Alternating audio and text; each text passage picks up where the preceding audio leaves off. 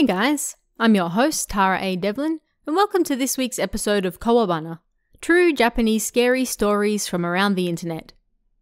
It's the final episode of the year, unless you're one of our early access patrons, of course. It has been a tough year for most of us, no doubt, and likely a confusing, trying, and often depressing one. I hope you're all doing as well as can be right now, and I hope that this show has provided you with at least a little bit of entertainment throughout this crazy year.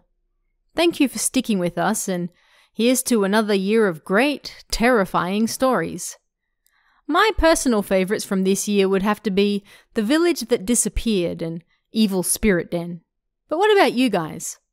Come join us in the Discord and share your thoughts. We'd love to see you there. And to see out the end of the year, Kowabana Volume 8 is now on sale. As always, you can pick that up in ebook or paperback format on Amazon.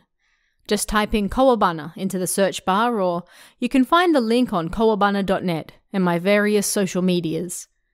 I hope you enjoy it and that it makes for a nice Christmas gift as well.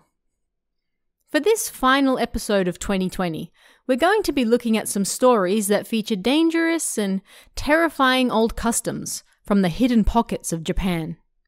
Villages that never joined the modern era, or were perhaps wiped out and left their terrifying legacy behind.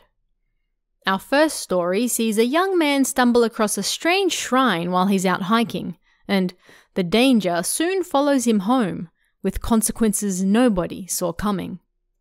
Find out why in Beheading Shrine.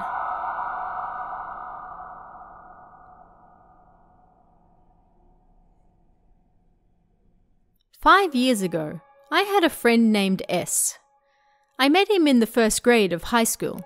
He loved scary stories, I loved scary stories, so we quickly became friends, and we often hung out together, visiting various ghost spots and such. But I was in a club after school, so S apparently also visited a lot of these places by himself. One day, after a match at school, I looked at my phone and saw a message from S. There's something I want to talk to you about, so can you come over to my place now? I was honestly tired from the game, so I replied, What do you want to talk about? I'm tired, so can't we talk about it at school tomorrow? But he apparently wanted to do it right there and then. I was annoyed, but I also thought that he might have found an interesting new place, so I was excited as well. I called S's phone once I reached his place and then quickly hung up. He came out to see me. Hey, sorry to make you come out all this way when you're tired. Anyway, come inside. He was acting the same as usual. I was a little disappointed as we went upstairs to his room. We briefly chatted and then I cut straight to the point. So, what was it that you wanted to talk about? He remained silent for a moment before he finally started speaking. I was bored today, so I went to Mount... You know, that famous ghost spot. Anyway, once I got there, it was still daylight, so it wasn't scary at all, and I thought about going straight back home. But it felt like that would be a waste of time, so I decided to follow the hiking course and climbed the mountain instead. You climbed it?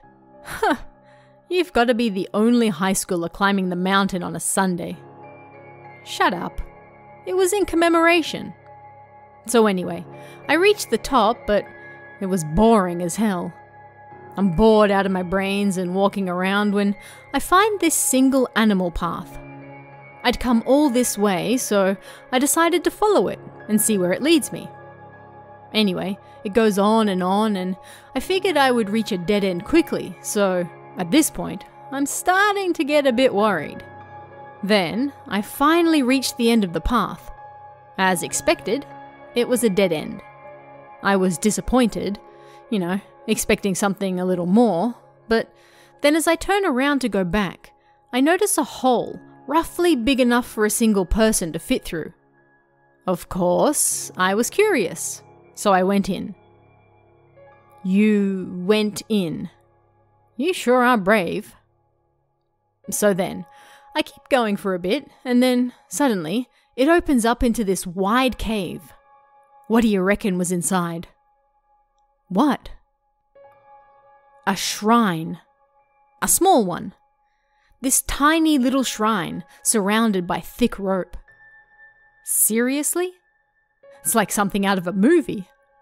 Yeah, I couldn't believe it at first. So then, I approached it. There was a small sliding door with a talisman attached to it. I'd come this far, so I couldn't back down now. I tore the talisman off and opened the door. What do you reckon was inside? What? It was a severed head, man. A severed head. Well, to be more accurate, it was a skull. That skull was enshrined there. The moment I heard that, a terrible chill ran down my spine that, even now, I still clearly remember. But that wasn't all. The skull was kinda strange, like somewhat different to a human skull. No, anyway, I only saw it for a moment, and it's not like I've ever seen a real human skull before anyway, so maybe I was just imagining it. Dude, that shit is seriously dangerous. I know, right? I knew it the moment I saw it, so I quickly closed the door and put the talisman back. I apologized over and over and then got the hell out of there.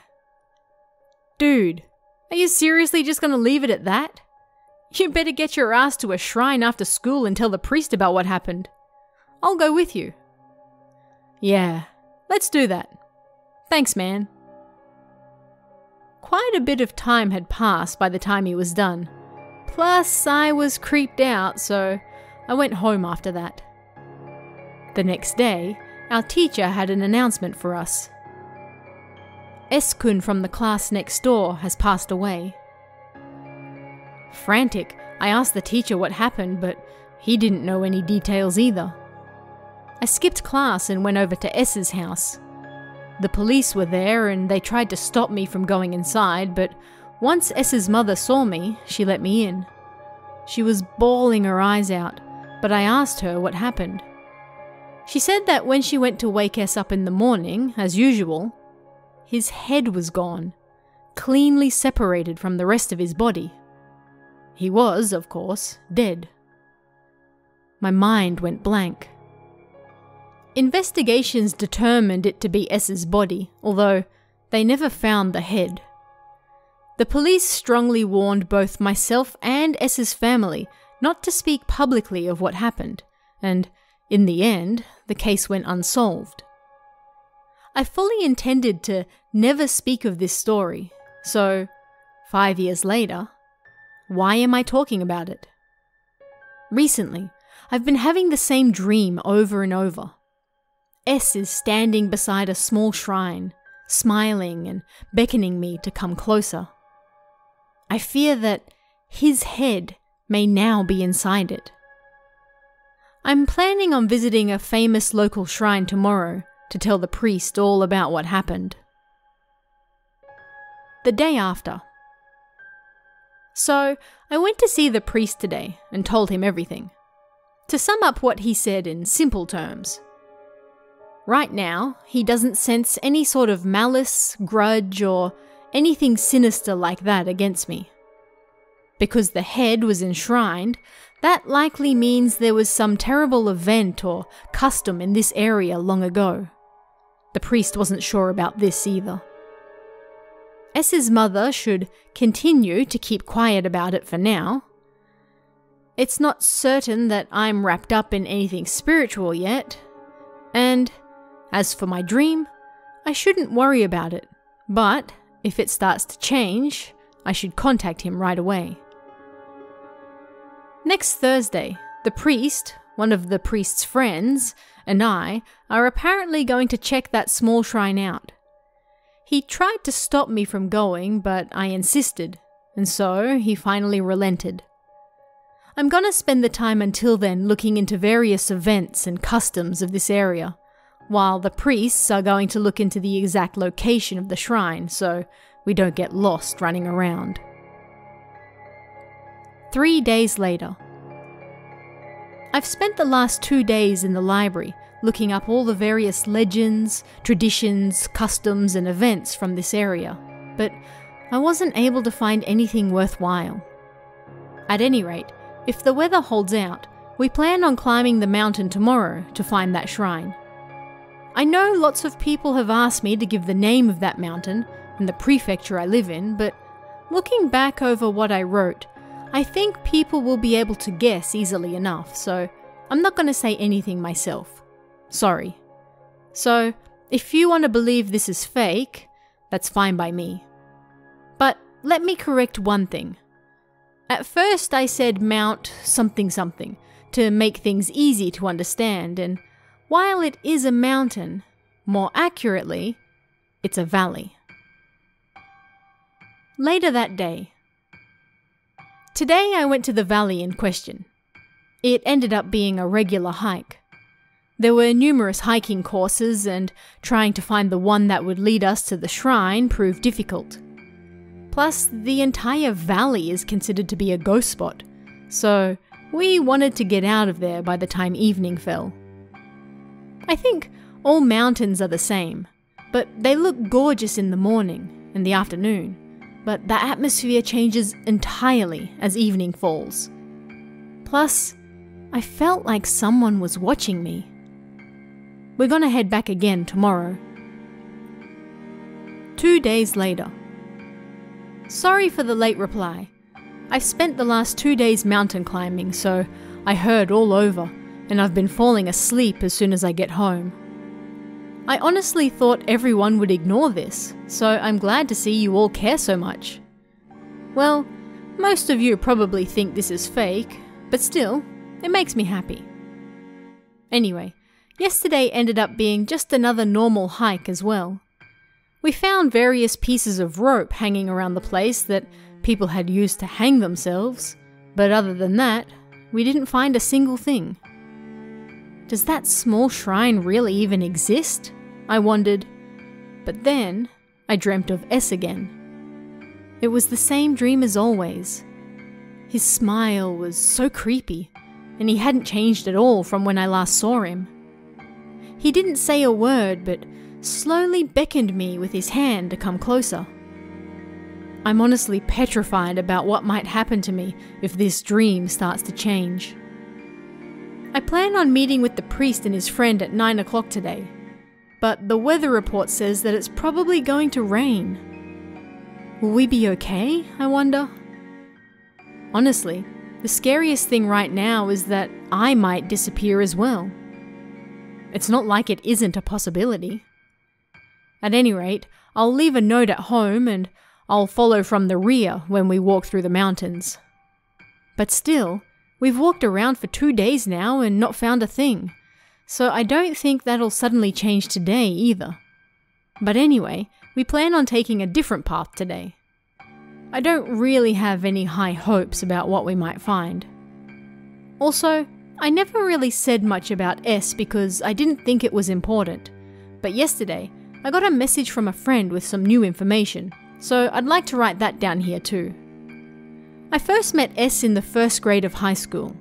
We were in the same class and soon became friends, and although we were put into different classes in the second grade, we still saw each other a lot as we were coming and going. This incident happened when we were in the second grade as well. It also appeared in our local newspaper. S's family and I were both silenced by the police, so someone else must have tipped them off. I never saw the article, but according to my friend, it said that his death was being treated as a suicide. According to the police, there was no way that could have been true. I mean, it would be impossible to cut his own head off, let alone then carry it somewhere else. But there was no evidence of a struggle or signs that anyone else had killed him either, nor did he have any other wounds, so it was a difficult case for them. The only thing they admitted might be possible was that it could have been a murder. So, when I heard that the local paper reported it as a suicide, I was like, what? Why? At the time, I wondered why S's family didn't fight back against it. And I just learnt this yesterday, but apparently S's family no longer lives in that same house. I heard that his older brother died the following year, and after that, his mother went insane or something. They apparently ended up moving away, so even if we did find S's head, it'll be difficult to get into contact with them. Later that day. Sorry I'm so late, everyone. So in the end, the priest cancelled at the last minute. I went over to the shrine at 9, like we had planned. So then, shall we go? I said. No. About that. I'm terribly sorry, but we can't go. Eh?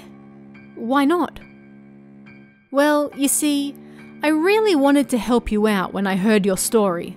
And personally, I'm fond of all the local stories in this area, but I'm a priest, yes? So if I visit a place like that and happen to get possessed myself, well, I can't let that happen. I'm terribly sorry. Also, you haven't been up there by yourself, have you? What? No, I haven't. I see. That's good. I think you should put the whole thing out of your head.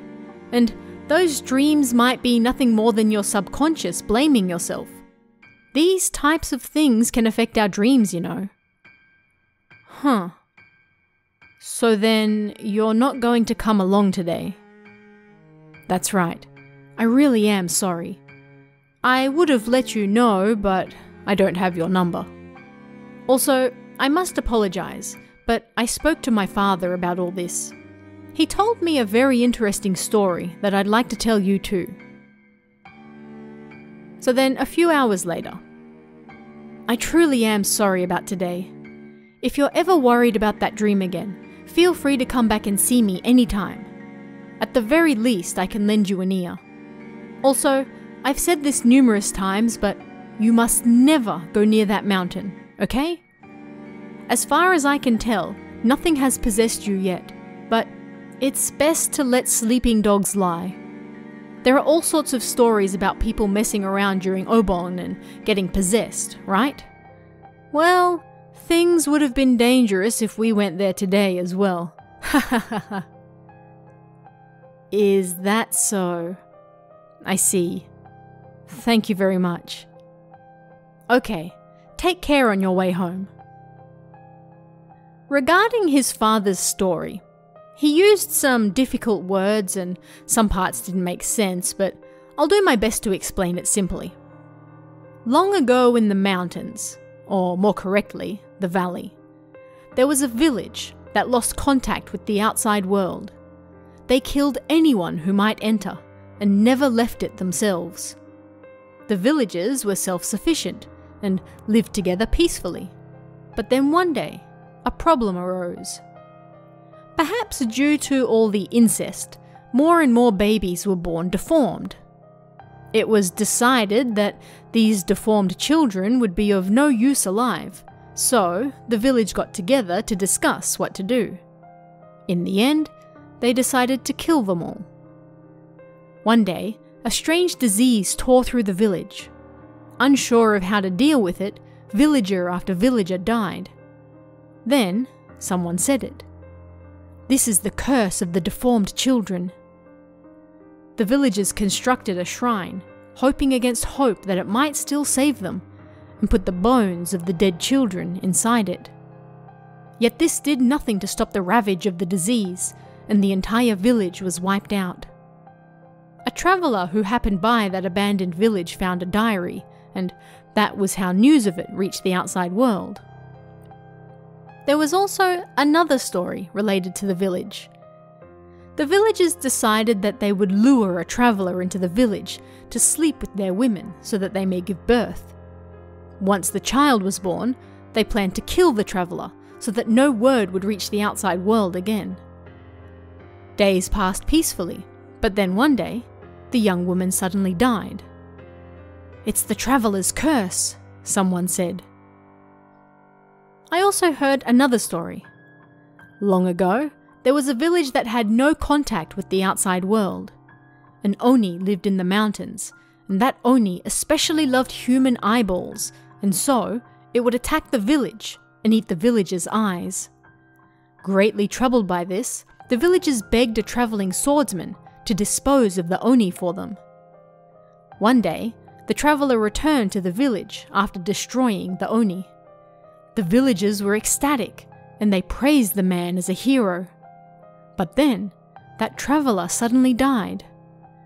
And then the villagers followed him, one after the other. "It's the Oni's curse," someone said. The villagers were perplexed once again. At that time, a Buddhist monk happened to be passing by. "You must separate the Oni's head, arms, legs, and torso," he said. "Then you must seal them in a shrine where I tell you." The villagers did as he said, and the curse of the Oni vanished. Peace descended upon the village once more. The villagers were so happy that they asked the monk to stay with them, but he refused. Afraid that the outside world would learn of their existence, they then killed him. After that, a giant flood wiped out the entire village. Apparently, that flood was real, by the way. It was even recorded in a book I was looking at. And those are the stories I heard about that shrine. Whether any are true or not, who knows? The one thing they all seem to share in common is a village cut off from the outside world. As such, I have a theory. Long ago, there was a village cut off from the rest of the world. In that village, they had their own particular customs and ceremonies that they didn't want anyone else to learn about. That small shrine was involved in one of those ceremonies, and then a large flood wiped out the village. With no one left to pass down the traditions, it fell into ruin, and only that shrine remained. That's what I think it could be, anyway. Was there ever a place that your parents warned you not to visit when you were a child? There's generally a good reason for this, although when we're children we don't listen and do what we want anyway. But that can quickly come back to bite us in the butt, however. And in this next story, it seems that one of their friends may pay the ultimate price for a simple, honest mistake. Find out why in Dangerous Village Story.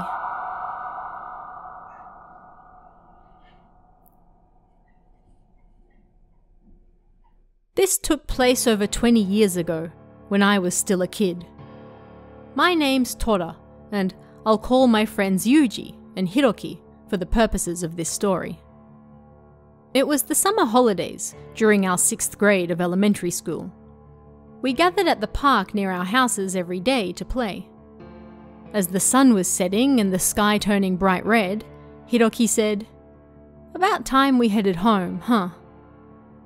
Yuji came from a single-parent family and would be alone when he got back, so the two of us suggested we play for just a little longer. Yet Hiroki's parents were strict about the time he got back. "I'm sorry, I'll see you guys again tomorrow," he said and ran off. We watched him until he disappeared into the distance. "He does this every day, like he doesn't want to be around us," Yuji complained as always. We were the only two people left in the park as it darkened around us. I muttered in response to Yuji as he chatted, but if I didn't get home quickly, my parents would be angry as well. Yuji seemed to notice and looked annoyed. "You want to go home too, don't ya? Then go already," he spat. He looked sullen, but we got on our bikes as usual before Yuji suddenly spoke again. "I found an abandoned house the other day." I thought he was trying to keep me from going home again, so I pretended not to hear him and went to start pedaling. "I'm gonna go check it out tonight," he continued, this time his voice louder than before. Of course, I wanted to check out this abandoned house as well, but my parents would get angry. "Yuji, you need to go home too," I said, and then left. I honestly didn't think he'd be brave enough to go check it out alone. I got home, took a bath, then ate dinner when the phone suddenly rang. "Hello?" I answered. It was Yuji's mother. "Is my Yuji at your house?" she asked, her rough tone of voice pissing me off somewhat. "He's probably playing at the park," I said, and then hung up the phone. His mother had annoyed me, but at the same time, I was a bit worried to hear that he hadn't gone home as well. Yuji was a bit of a brat, so he often stayed out late playing, and I'd heard he was hanging around some bad kids as well. Tired from the day, I hit the sack around 10 p.m. and soon passed out. Early the next morning, my mother woke me up, her face pale. "Yuji's mother called. She said he didn't come home last night. She got mad and wanted to know if he was here." Again? I thought, but it was the first time Yuji had ever not gone home for the night, and if he really did go to search that abandoned house he mentioned, then maybe something happened to him. I began to worry. I called Hiroki, explained what was going on, and apparently Yuji's mum had called his house too. We decided to meet up at our usual park and figure out things there. "My mum got angry and said I'm not allowed to hang out with Yuji anymore," Hiroki said, his expression exhausted.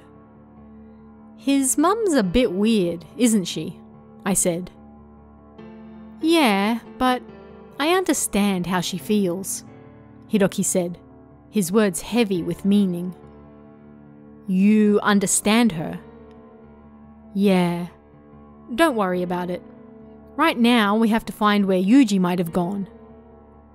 We went around the usual places the three of us hung out, but Yuji wasn't anywhere to be seen. We returned to the park to rest for a bit, had a drink, and then Yuji's mother drove past the park in her car. She slowed down when she noticed us sitting there.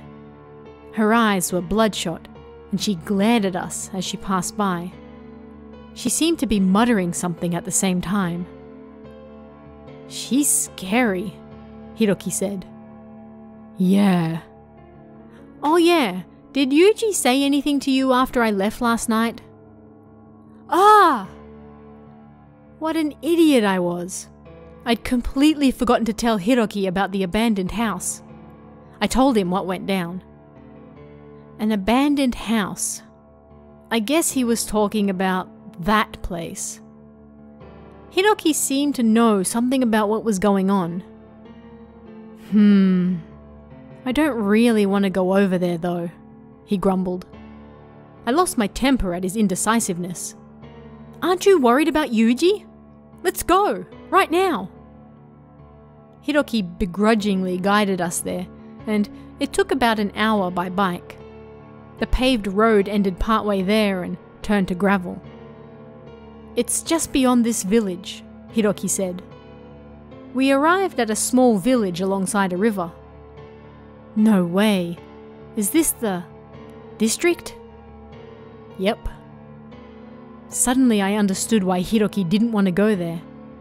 Our parents warned us never, ever to come near this area. Most of the houses in the village were rotten and falling apart. The people walking around were wearing dirty clothes as well. Several elderly people stopped walking when they noticed us and stared. Their gazes were intense and felt like they were seething with hatred. Looking closer, a tattered flag blew in the wind nearby. It wasn't the Japanese flag. "Hiroki, is that abandoned house in this village?" "No, I'm pretty sure it's over there in the mountains," he said quietly. "And we have to pass through the village to reach it?" "Yep." Several villagers standing 50 meters away stared at us. I was scared, but also worried for my friend. We readied ourselves and then pedaled through the village as fast as we could without looking too suspicious. I did my best not to look at anyone. As we rode through, I noticed several elderly people lying on the ground. They sat up as they noticed us and watched us like the others. We continued on, ignoring them. Hiroki suddenly stopped as we exited the village. Then he ran for the side of the road, almost tumbling over. "Hey, Hiroki, what's wrong? What are you doing?" I called out to him, but then he suddenly started throwing up. "Are you okay? You sick or something?" I asked, rubbing his back. "Tora, over there," he said and pointed, tears in his eyes. I followed his finger. There were numerous headless chickens tied to a tree nearby. The ground beneath them was soaked in blood, perhaps in preparation for eating them. The moment I saw it, I threw up too. We quickly fled the area and then stopped in the shade of a tree in the mountains, away from eyesight, so we could rest. "Hiroki, even if that abandoned house is out here, do you really think Yuji could have reached it alone?" Hiroki hung his head and answered in a small voice. "Yeah, he could." "Nah, if it were me, there'd be no way. No way." "Tora, don't you know?" Hiroki said suddenly. "Know what?" At that moment, several men started climbing the mountain from the direction of the village. "Shit! Tora, hide!" We lowered ourselves behind the tree and watched the men. Several old men holding sacks went into the mountains. They were grinning and speaking in a language we didn't understand. What are they saying? More importantly, Tora, I think they're heading in the direction of that abandoned house. There was nothing else we could do. Fearfully, we kept our distance and followed them. Before long, we saw a small black building in the distance. "Tora, that's it," Hiroki said. "I've been wondering for a while now," I said. "But, Hiroki, how do you know about this place?" "Oh yeah, we've only been friends since the start of this grade, huh? Yuji and I have been friends since the 3rd grade, and we've been here once before." "Ha! You must have had loads of adventures without me then, yeah." "I dunno if I'd call them adventures, but Yuji..." "Nah, don't worry about it." What? Now you have to tell me." "You'll understand soon enough. Don't worry about it." As we were talking, the men entered the abandoned house. At Hiroki's urging, we slowly went around to the rear. As we did, we could hear voices inside. They weren't speaking Japanese, and most of the men were yelling and screaming angrily. "Tora, there's a window over there," Hiroki said, beckoning me closer from up ahead. We could see just a little through the dirty window nearby. The old guys were in there. They were waving their fists at something in the center of the room. "Damn it, Hiroki, I can't see well." "Yeah, I wonder what they're doing. I'm gonna look for another place so we can see in better. You stay here." Having said that, Hiroki bent over and went looking for another window. Every time one of the men inside the house suddenly yelled, I jumped on the spot. A short while later, I finally heard Hiroki's voice. "Ah!" Inside the house fell silent for a moment, and I wondered if we'd been spotted, but before long, the noise started up again. I slowly made my way towards Hiroki's voice. He sat on the ground, trembling and tears running down his face. "Hiroki, what's wrong?" I asked in a small voice, so the men inside wouldn't hear us. "Are you okay?" Hiroki shook his head and sobbed. I patted him on the shoulder as he trembled and turned to look at the house. There was another dirty window like before, and inside, the men were sitting in a circle, like they were surrounding something. All of them were looking at the center of the room as they yelled and shouted. Some of them roared with laughter, while others ranted and raved in angry voices. The scene was so strange that I broke out in goosebumps. The men were staring at a round fenced enclosure, and inside it, feathers or something danced in the air. I couldn't see inside the fenced area very well, so I stood on a nearby stump to get a better look. It was Yuji. He'd been stripped of his clothes, his mouth and limbs bound, and his face bore the marks of a beating. He was tied to the fence so that he couldn't move, and around him, various large birds that kinda looked like chickens but were much larger than chickens, fought. Looking closer, these large birds had blades tied to their short legs, and blood poured forth from Yuji's side as he convulsed. I was so shocked and terrified that I couldn't move. Trembling, I came back to my senses as Hiroki grabbed my hand and pulled me back down. "Let's go." Still trembling, Hiroki urged me on and we ran from that place. We returned to our hidden bikes and pedaled for our lives, trying to get away from that place as fast as possible. We passed through the village on the way back, but the place was completely empty. Perhaps because they were all at the abandoned house. No matter how fast we pedaled, it would still take us roughly an hour to get back home. And being the countryside, there were few police boxes, so we rode as fast as we humanly could. After we finally got back, we went bawling to my parents and told them what we'd seen. "You went up there?" they screamed, tears running down their faces too. "Do you want to die?" They called the police, and a short while later, several patrol cars passed by the front of our house. Yuji's mother was in one of them. As the cars passed, she glared hatefully at us, her eyes as cold as ice. Even as the cars passed by, she turned around to continue staring at us.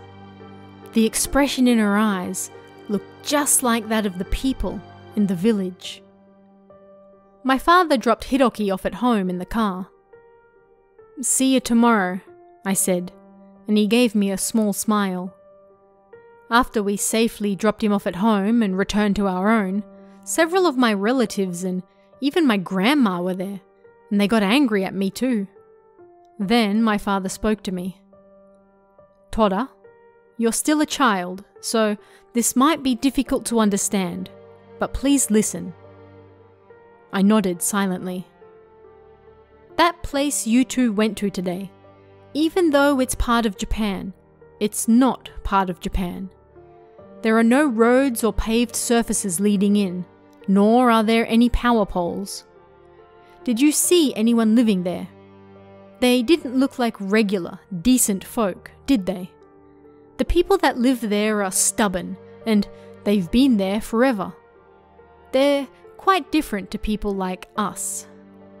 Those people have an entirely different culture and customs to us. To them, we no doubt look like enemies. We are always ready to welcome them to our side. They can go to our schools and, of course, they can find work. There are lots of people from that area who have come over to our side and live regular lives. Your friend Yuji and his family were some of those people. But those who leave that area are considered traders by many who remain. Yuji no doubt played over there when he was little, so he probably thought it would be safe for him to play there again. But no doubt, some of those people who saw him thought that he was a trader. That's why Yuji's mother is trying to blame you for what happened to him. She's convinced that you treated him like an outsider, that you wouldn't play with him, and that forced him to go back to the village. Her way of thinking is a little strange, a little paranoid, a little twisted. At any rate, neither you nor Hiroki needs to worry about it. But as long as you're a child, you must never go back to that place. You hear me? After all that, he went to lay in the family altar room and quickly fell asleep. I was exhausted from the day as well, so As soon as I hit the bed, I passed out. The next day, I met up with Hiroki at the usual park. We didn't say a thing about what happened the day before, and passed the day away at the park. As the setting sun turned the sky red, we started making our way home. As the summer holidays ended and the new school term started, we were informed that Yuji had transferred schools. I asked our teacher where to, but she said that it was a private matter, so she couldn't tell me. 10 years passed. We grew up, and then we decided to return to that place. The rotting village was gone, replaced with a prefectural road, and the mountain with the abandoned house had been turned into an important tunnel to reach the next town over. I wonder where on earth those villagers could have gone. Are they still looking at those of us on this side with that horrible look in their eyes? If you'd like to chat about this week's stories, don't forget to join us in the Kowabana Discord. You can find that link in the description or on kowabana.net. You can also check out our Patreon at patreon.com/TaraADevlin for exclusive bonus stories and extras, or our YouTube channel at youtube.com/KowabanaJapan for all sorts of Japanese horror you won't find anywhere else. Thanks guys. Stay safe, and I'll see you again next time for even more Kowabana, true Japanese scary stories from around the internet. Want even more scary stories? Head over to kowabana.net for new translations every week. You can also join our Patreon for exclusive stories you won't find anywhere else. Head over to kowabana.net now.